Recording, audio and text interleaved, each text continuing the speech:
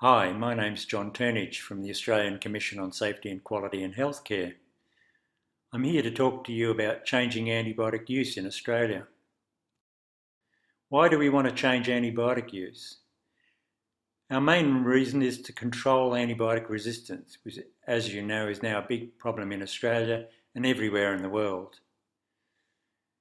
We can control resistance by doing two things. First of all, we control antibiotic use. Antibiotic use creates what we call pressure on bacteria to become resistant and to spread through the processes of selection and amplification. We can control antibiotic use through what we call antimicrobial stewardship, which is just a long-winded way of saying we need to teach ourselves to use antibiotics better and to stop using them when they're not needed. The second thing we need to do is control the spread of antibiotic resistance. In fact, that's just controlling the spread of bacteria, and we do that through strategies such as hygiene, the development of vaccines, and when we get to hospital, through infection control procedures, which are now well established in Australian hospitals. This kind of spread problem needs to consider how bacteria spread, and they can spread from person to person, we call that host to host, from food and fomites, which are the objects in our environment that could get contaminated with bacteria, and from other reservoirs, such as animals in our environment. Where do we need to control resistance? Well, we need to control it in the community, of course, in general practice, in specialist practice in the community, in dental practice, and amongst allied health professionals, some of whom have access to antibiotics, like podiatrists and optometrists. We also need to control it in aged care facilities, in hospitals, in animal practice, be it companion animals or food-producing animals. In fact, we need to control it wherever antimicrobials are used. Australia hasn't been slack in thinking about this. However, around the world, the issue of antimicrobial resistance has become bigger and bigger issue, and every country now that we would consider our peers and the World Health Organization have now been producing documents and strategies about containing antimicrobial resistance. The problem with policies, though, is that bugs can't read, so it's up to us to make a difference, be us the prescribers or the patient. And we now know from national surveillance that Australia is a fairly high antibiotic user. This graph shows Australia in comparison with a range of European countries, and we now know that we're at the rather high end of antibiotic use, and we would rather be at the Dutch end. The Netherlands has one of the lowest rates of antimicrobial prescribing in the world, and yet their health is not seriously affected. We need to think about aiming for Dutch use, which is less than half of all the use that goes on in Australia. Fortunately now, government has taken this seriously, and we have a national antimicrobial resistance strategy which was released last year to run over 4 years, which contains 7 objectives. Those objectives are communication, education and training, antimicrobial stewardship, surveillance of antimicrobial use and antimicrobial resistance, infection prevention and control in the community and in hospitals, dedicated research to show us which strategies are going to be the most effective, and we need to develop collaboration and partnerships with our neighbours, both near and far, because the bugs don't respect borders and resistant bacteria are travelling the planet as we speak. And finally, we need an overall governance framework to make sure that that's happening. So the national strategy has now been released, and the question we would all want to know is how well are we performing against those 7 objectives? First, with communication, education and training, we've been doing quite a lot in this space for quite a long time. Over the last 15 years or so, an organisation funded by government called NPS Medicine Wise has been funding campaigns for both prescribers and the public on the rational use of antibiotics. One such campaign in the middle of this slide is the Common Colds Need Common Sense campaign, which has been running on and off now for a number of years. The message is simple: colds are caused by viruses, antibiotics don't work against viruses, therefore antibiotics have no effect on colds, and instead we should be applying common sense to their treatment and preventing their spread. The questions that have emerged from these 15 years of campaigning is how difficult is it to persuade the public? The reason to ask that question is that antimicrobial use hasn't moved a great deal in those 15 years, and there's some evidence that for a short period it's actually got worse. The other question we need to know about is how well are we training our doctors?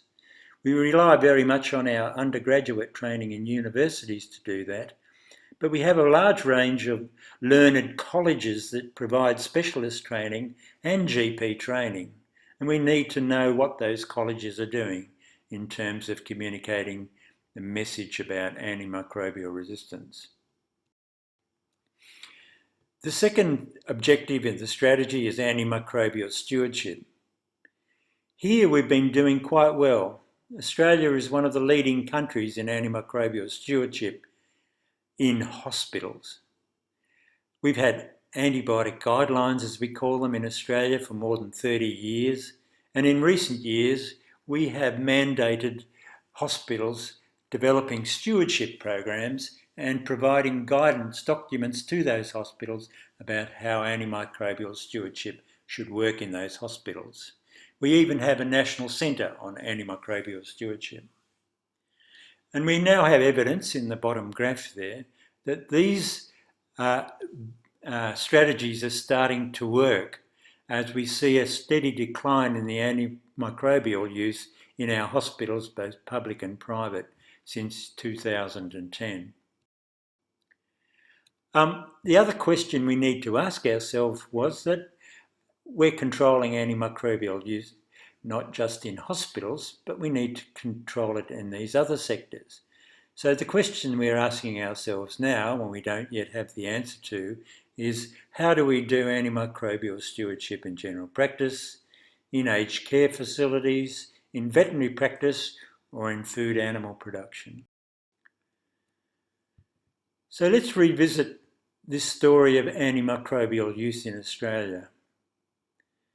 This is data on community antimicrobial use, and it comes from a thing called the Pharmaceutical Benefits Scheme, which most of us access for our medicines.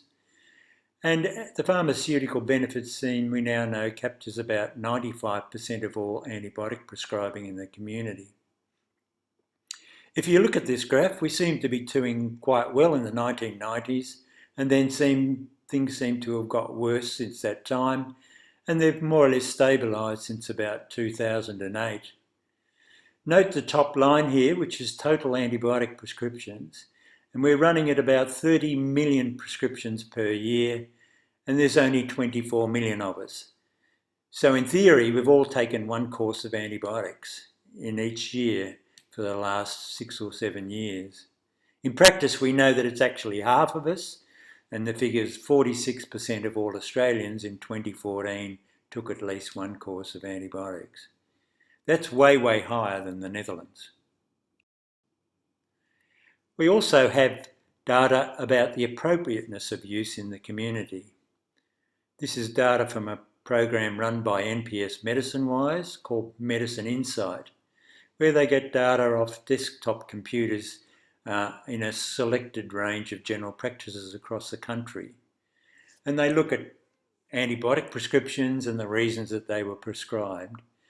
And here you can see in this table a number of conditions: acute upper respiratory tract infection, the common cold, acute bronchitis, acute tonsillitis, sinusitis, and middle ear infection or acute otitis media, showing that we have very high prescribing rates of antibiotics compared to what we might consider acceptable, the acceptable range in that last column.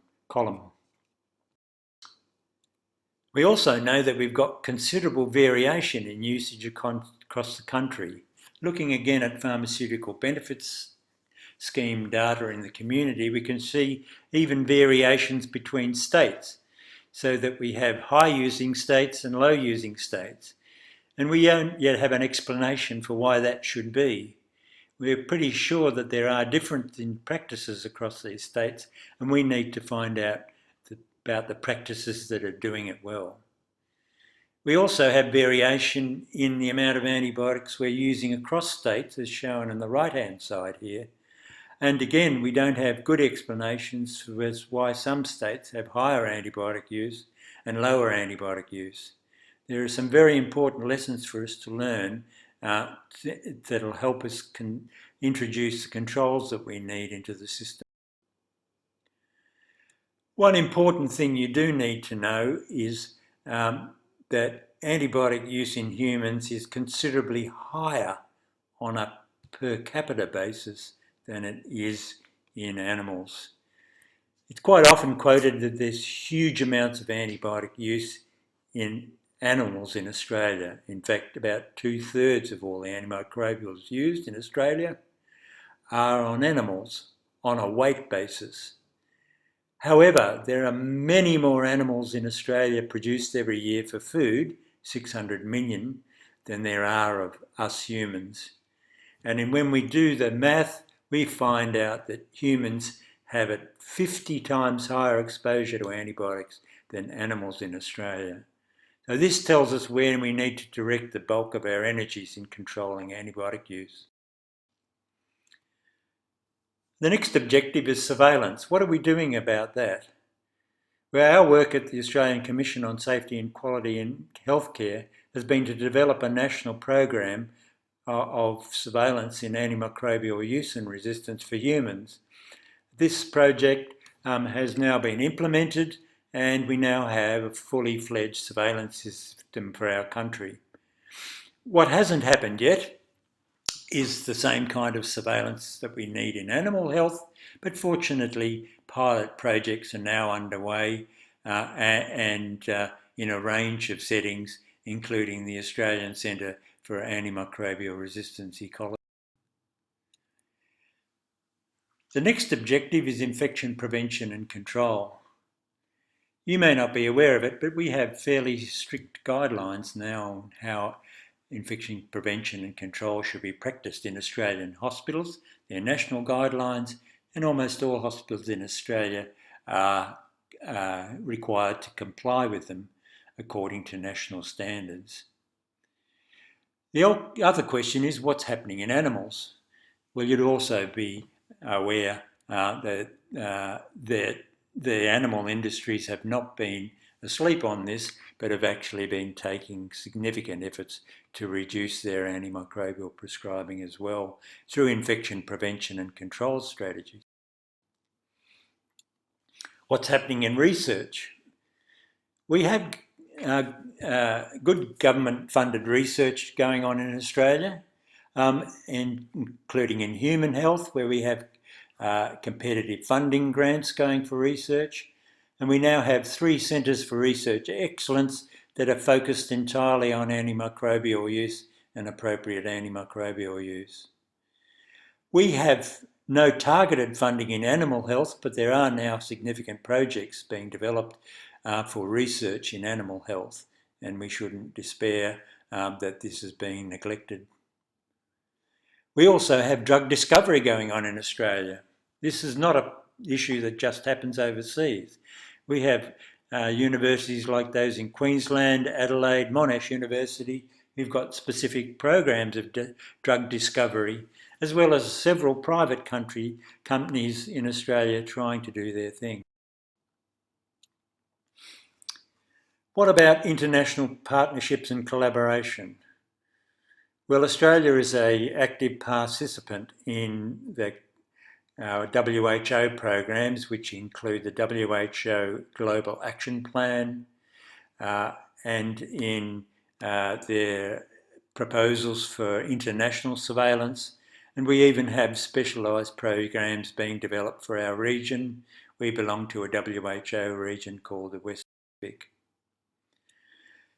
And finally, the last objective is governance. You'll be pleased to know that we have 2 committees operating solely on the issue of controlling antimicrobial resistance, including the AMR Prevention and Control Steering Group, which is chaired jointly by the Departments of Health and Agriculture, and the membership contains the heads of those departments as well as the chief medical and veterinary officers. Under them is a scientific and technical advisory group with a very wide representation from both human and animal health side, all targeted at antimicrobial use and resistance. Finally, I just want to make some comments on the questions that are going to be posed to you. These are my thoughts about those questions. The question is, what should we just go and educate prescribers and the public? Well, I hope I pointed out to you that a lot of work have been done by NPS medicine-wise over the last 15 years, but the figures from the Pharmaceutical Benefit Scheme don't show any measurable change yet. Perhaps we're right on the cusp of that change, but at the moment we don't have the evidence for that. What about increasing the cost of antibiotics? Well, that might be helpful. Cost is obviously an important consideration whenever medicines are involved, but it would have to be very carefully targeted. Otherwise, those who really need antibiotics might miss out and be penalised, and that would be harmful to the health of the community. One of the other strategies that has been proposed and used in other countries, and perhaps is being used to some extent in Australia, is called delayed prescribing and delayed dispensing. So the patient is given a script by the doctor at the time of consultation, but it is suggested to them they should wait 48 hours or more before filling that prescription to make sure that the condition won't get better by itself. This is an important concept, but we'd have to be very careful about defining exceptions to those rules, and then we would need to educate our general practitioners of when delayed prescribing and dispensing is not appropriate and where antimicrobials need to be given straight away. Should we restrict antibiotics access? Strangely enough, this is already happening on the Pharmaceutical Benefit Scheme.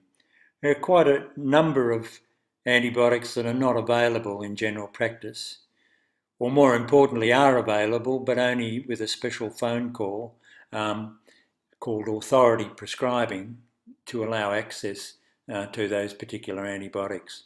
In fact, this has been a very helpful strategy for one class of antibiotics that we call the quinolones in Australia, and has resulted in Australia having one of the lowest rates of resistance to that class in the world. What about putting a ban on growth promoters in animals? Well, that is already happening to a large extent through the implementation of the JEDICAR recommendations. It's not complete, but it's getting there, and largely the food animal industry to whom it applies have woken up to the fact that this is not a good strategy for control of disease in animals. They should find other ways of controlling disease rather than using antibiotics. What about hanging a poster and giving a pledge? The answer is we don't know how effective that's going to be. Some early studies in Australia have suggested that this might be helpful and it's certainly worthy of consideration. And finally, what about writing a reason for the antibiotics on the script? Well, we would consider this an essential requirement, and it may help the doctor think about prescribing antibiotics where they know they're not going to be helpful. But It's one that will really need to be carefully monitored and audited in order to be effective.